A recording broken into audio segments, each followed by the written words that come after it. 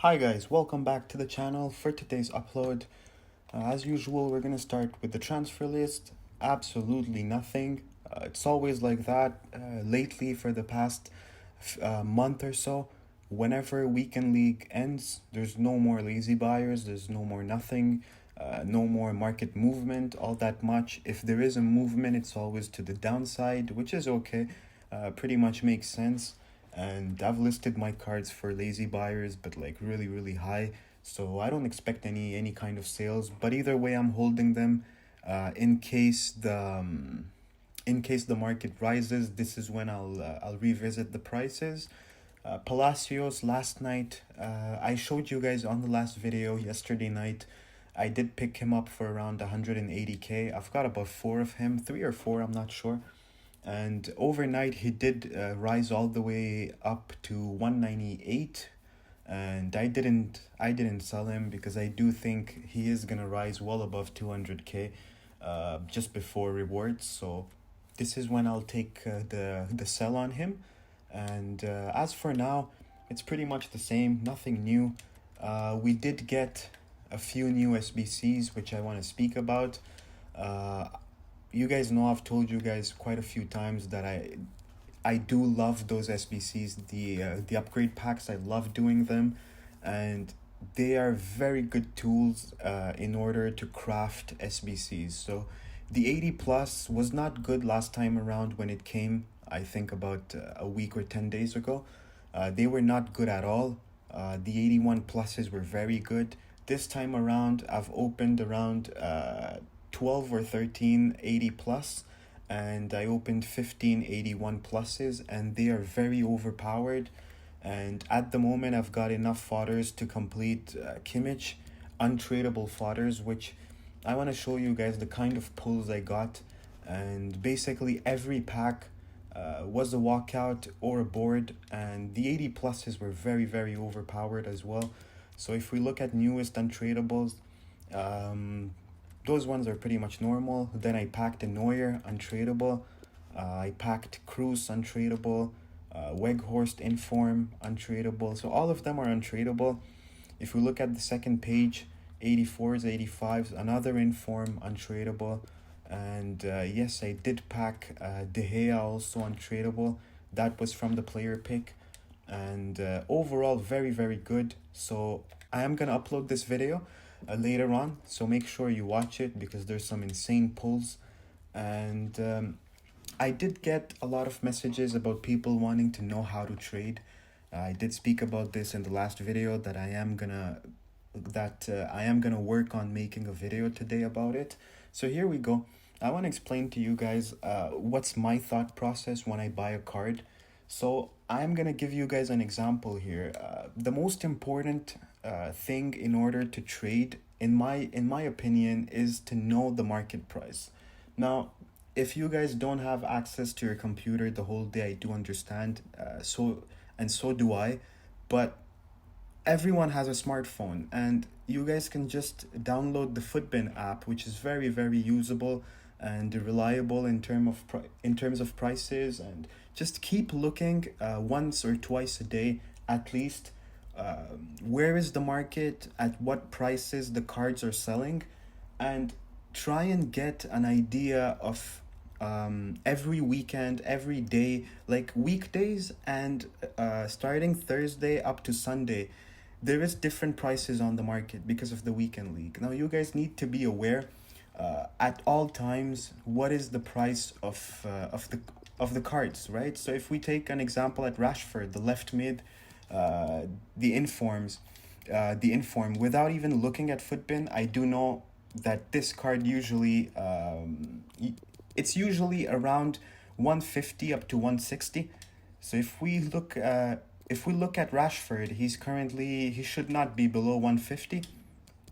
Okay, so here we go. Now, you guys should be aware and know at all times, what is the price of the cards. Now, if we look at Rashford, for example, I do know he's usually around 150 to 160, and I would be looking at buying Rashford on any sorts of panic below 150. if he ever goes below 150, then I will not wait a second. I will start picking him up. Uh, if if I just pull up his graph now, just a second, I am gonna see this. If he did rebound lately, um, okay. If you guys look at his graph, last night he dipped from 158 to 135 for about an hour. So that was the buying time. So if you guys now, it doesn't work only with Rashford. If we take another example, let's say Nangolan, I do know his 86 um, usually is around 110 to 120. Now if I do see this card below 120, I'm always gonna buy this card because I do know that I will be able to sell him for way more than that. Now if you just look at his price at the moment, he's around 122. Now somebody who's not following this card's price on a daily basis, what happens? He comes in, he looks at 122 and he thinks it's a good price, goes ahead, buys it, forgets that there is a 5% tax on the sale whenever he's gonna try and flip him. And at that point, he's buying the card for way more expensive. Any sorts of panic before the content drop, you may see this card around 110, 115. This would be the buying time because as soon as weekend league starts, this card usually goes all the way up to around 130, sometimes even 135. So this would be your profit. Now, here's another example. If we look at Vardy, for example, Vardy's headliner usually is 130. Now, you guys know I love trading with this card because there's a ton of panic on this card, and sometimes you do find him at 120. A lot of times I've bought this card at 120 and sold it around 140. So at the moment he's around 145. Now somebody who doesn't look at this card's price just comes in, sees a 143 and makes the buy. So this would be a bad buy because if you guys wait for any sort of panic, he is going to dip below 135, maybe even 130. Sometimes I've seen him multiple times at 125 and 120. So that is another example. The other kind of example that there is, let's say we saw a Kimmich SBC. Now Palacios dipped, like he dipped massively. If you look at his price, now I do know this card is usually around 230. So let's say with the Kimmich SBC, maybe the demand for this card has gone lower. So instead of maybe 230k, he should be max about 210. So I just look at this card and I see anything like target price would be below 180k. So if you look at this card at the moment, 180, this is a buy, and there you go. A trader knows that and he just went ahead and took the card away from the market, and he is going to profit from this card. Now one thing, why is this card currently, like last night it went all the way up to 198 and then dipped all the way back down to 180. The reason being, if we look at 200k, I'm sure there's a lot of overnight listings. They kill the market, and what will happen most probably, okay, there we go, 6 hours, 12 hours, 3 days. So until those cards at 6 hours and 12 hours, they do not sell, and this 3-day listing, which is very, very stupid in my opinion. That's a guy who doesn't know how to trade. So until those cards, they do not leave the market, everybody's going to try and undercut. Now, if you look at the cheapest on a 10-hour, 55-minute listing, 195k. Now, if you look, everyone is trying just to undercut him. 194, 185, 186, 199, and then there's going to be a ton of undercuts. 190, if you look, I'm sure we're going to see a 189, 190, 189. There's going to be a 187 at some point. So people are just going to undercut the card. So basically, if there is a card like that, which you guys see that example with this Palacios card, a little bit of demand will make 1, 2, 3, 4, 5, 6. Those 6 cards disappear from the market. As soon as those 6 cards disappear from the market, Palacios is instantly gonna gain 5 to 10k. more, because those people are holding the market down. So if you just have a look at a card that overnight listings are maybe 2 pages, do not touch this card, because there is no way demand is such that these 2 pages can disappear. So for the whole uh, maybe the whole day or two, there's going to be undercuts, like massive undercuts, and the card is just going to die down in price. So another example is Delaney. You guys know I bought him yesterday because of the panic. I know this card is always around 190 to maybe 210. When I looked at his price last night, right after Kimmich SBC drops, this card was sitting there on the market at 155. I bought a ton of him. He's already a bit higher than that, but I do think this card at some point, because it's a live card, it is gonna go back up. Let's see if there's overnight listings on this card. So there's none. So 170 is pretty okay, 176 is pretty good at the moment. Let's see 180.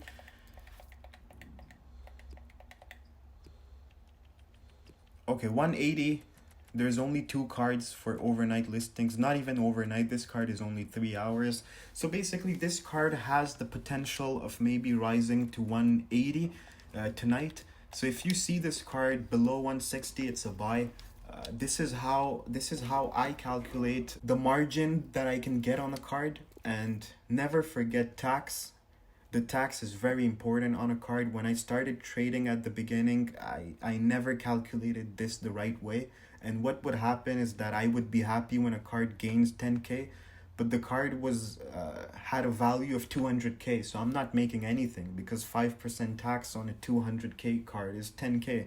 So always keep that in mind as well. So if you guys have more questions on this, let me know in the comments, and I will try and answer those questions on the next video. And sometimes even I do answer the questions in the comments. So do let me know. Now, okay, one last example which just came in my mind. Let's look at that Messi, for example, the shapeshifters one. This is a very good example. This is why I want to show it to you guys. If we look at Messi at the moment, I do think he is... Okay, what am I doing? Okay, I do think he's 3 mil, maybe below that. I'm not that sure. I haven't looked at his price for now, because that's a very expensive card to trade with. So, okay, there we go. 2.9, which is quite cheap. I am pretty sure there is cheaper ones than that 2.9, because it's not selling at this price. But either way, the reason why he has dropped 600k is because he scored 4 goals during the weekend, and people now they expect him to be in the team of the week, which is 100% he will be in the team of the week. So they are selling this card. Now, the way I look at it as a trader is that his new card will be 96 or 97. Most probably a 96, but I'm not sure. It may be a 97. But this card will always be more valuable than his next inform. And the reason being is that this card has high-low work rates, and this card and every other Messi card, including Team of the Year, if I'm not mistaken, if we look at his Team of the Year, yeah, so every other Messi card on the market, which are all wingers at the moment. Now he may get a striker in form this week, but every single Messi card that will come out in this game will have medium low work rates. Now, I do play with Messi. I love Messi, but I do feel like the medium low work rates are killing him, especially the medium attacking wise. This card has high-low, so this card will always be more valuable, in my opinion, than any other Messi card, except maybe his Team of the Year. His Team of the Year will always be more valuable because it's a 99, and the stam and the physicals are just insane on this card. But the high-low work rates at this time, 2.9k, if this card drops during the announcement of Team of the Week below 2.7, if you guys have 50 million coins, I'd tell you guys to buy Messi for 50 million coins, because this card will rebound. I'm convinced on that. It's going to be a very tough card to pack during rewards. So do keep that in mind as well. I am going to try and get him as soon as Team of the Week is announced. Not as an investment, but because as soon as I saw this card with the high-low work rates, I decided that I want this card in my team until end of the year. So I am going to try and buy him if I do have enough coins by then, if I'm able to maybe cash out on a few investments. Now, one thing which I do think is gonna come at some point, if not this week, maybe next week or the week after, is the mid-icon pack. Now, I've been talking about the mid-icon pack. You guys know when the base icon pack was released, we did see a huge market drop. A lot of cards never got to their original prices that they were before, which is normal. But if this time the mid icon is released, the market is gonna die.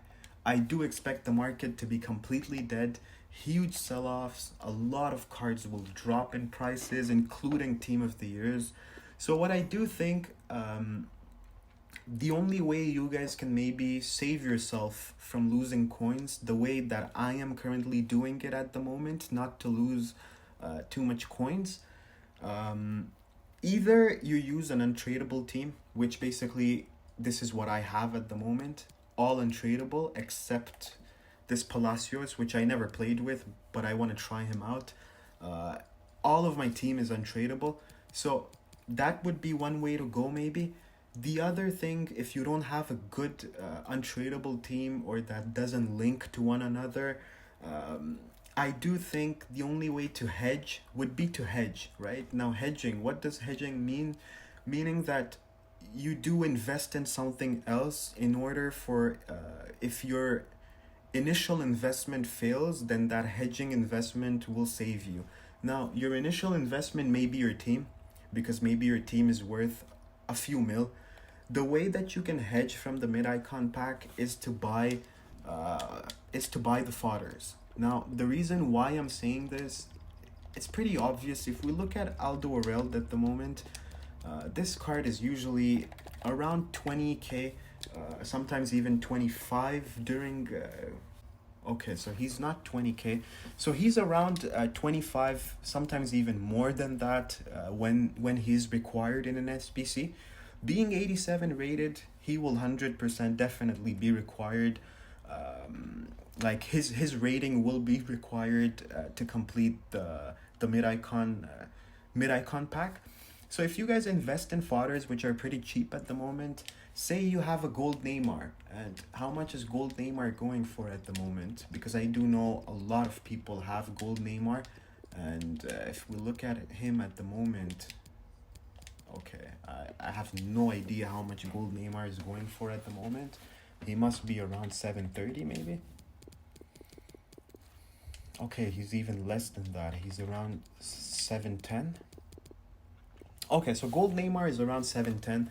Let's say the mid-icon pack is released, people start selling Neymar because they think that by selling Neymar, they will complete one pack of mid-icon pack, and everybody's mind will be that they will pack mid R9, for example, or mid Zidane, or mid Eusebio, and players like that. But at the end of the day, most of those packs will contain mid Van der Sar, for example, or mid some mid Deco, for example. These type of icons, it will never, like, the pack weight on good icons is so low that the chances to pack them are almost not there. It's almost impossible, right? So let's say either way, people are gonna sell their good players in order to complete that SBC, which is okay. It's their choice. It's their game. So what happens? He's currently at 700k. The mid-icon pack drops, or some sort of big-time SBC, and Neymar drops 100k. Now, if you have invested, let's say 200k in fodders, and let's say your Aldo Areld went from 25 to, let's say, 35k, your 150k or 200k that you have invested in fodders will make you gain that 150K which you just lost on Neymar. So there's only three options, right? Either you lose your coins on your team because your players will drop. Either you pick up fodders to hedge in case the market goes down, your fodders will go up, or you just don't do anything about it, and you just go ahead and play with an untradeable team. You just sell your team. But if you were to sell your team, then 3 weeks ago there was a ton of noise about mid icon pack, and it never happened till now. It is gonna happen obviously, but not until now. So you would have played 3 weekend leagues without your good players that you want to play with. So if you do have a lot of coins, you completed a lot of SBCs like I did, then it's a different case to play with an untradeable team. But if that's not the case, then I would strongly consider investing in fodders. And by investing in fodders, you're basically protecting your team that if the market drops or corrects big time, you will gain coins by trading, by selling your fodders and gaining those coins back. They are extremely low at the moment. You don't lose anything by buying the fodders. Like a Harry Kane is 35K. I'm not even sure how much he's at the moment. I do know when I bought him he was 35. So let's look at him. I'm just gonna check on Footbin real quick. Harry Kane at the moment is 36K, which is very, very cheap. If we look at Lewandowski, whom I bought for 35, I do know I've got another one I bought last night at 33. Let's look at Lewandowski. These are all players that do rise a ton when the mid-icon pack, when there's a big-time SBC, and mid-icon pack is a big-time SBC. So he's currently around 36. So they're pretty much cheap at the moment, very, very cheap. I would say pick up 85s up to 90s, maybe 89s. Ericsson 27, they're very, very cheap either way, so you guys understand what I mean by that. And one more thing which I wanted to speak about. If you guys are having the same situation as me, that you invested in a ton of informs, and all of a sudden for the past 2 weeks informs have not been rising as much as you would like to. Like I remember 2 weeks ago, informs were literally rising every single day. The more you would hold them, the more profits you would make. Now it's not happening for the past 2 weeks because the SBCs are either too expensive or they are no-name players. I'll give you an example right here. This Olaza guy, he's basically not a player that you would want to complete. Yes, the stats are awesome, but I could guarantee you guys that not even 20% of Foot is gonna complete this SBC because most of them don't even know who that player is, right? But a Kimmich, for example, who's a very well-known player, people are gonna complete this SBC way more. So what happens is that Aguero was way overpriced, Haaland way overpriced, Neymar was incredibly overpriced. So what happens is that informs stop rising, and some of them even go lower because the new team of the week is so cheap at the moment.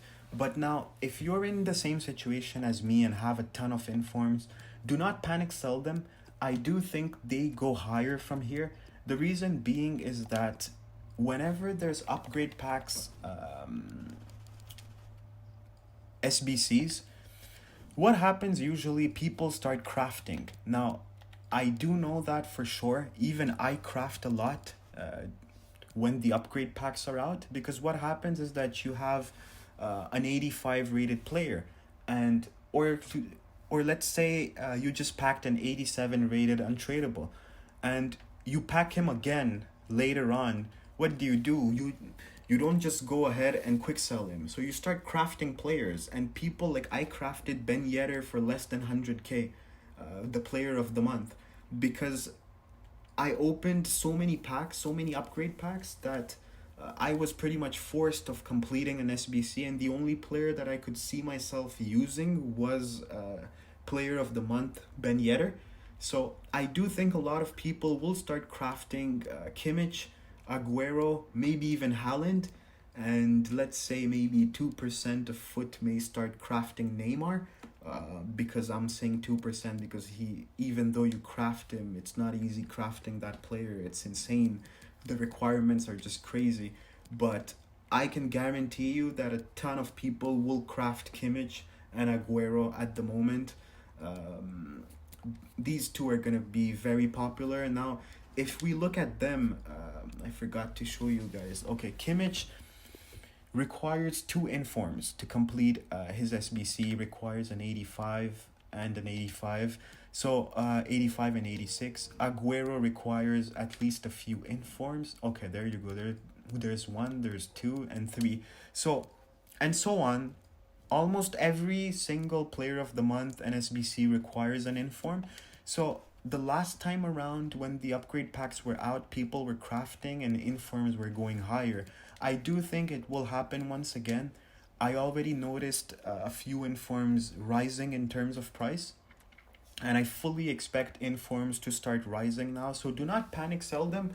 I do think you hold on and just wait for that perfect price to go ahead and sell them. I would say the current team of the week, do not touch it for at least 2 weeks until they do get rarer. And the ones that you have, do wait at least for the benchmark price, which I would say for an 84 would be minimum 20k. If I do see 20k for an 84 inform, if he's not from a major league, I usually take the coins. So this is how I do it, and this is what I'm telling you guys to do in case you guys are interested into doing it that way.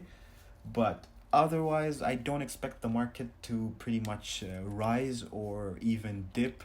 I do think the market is stable at the moment, and there's no panic, and pretty much it should stay this way for at least a few more days until maybe Wednesday morning, because people know at night they're gonna collect their rewards, and they may start panicking a bit and selling their shapeshifters and some more special cards.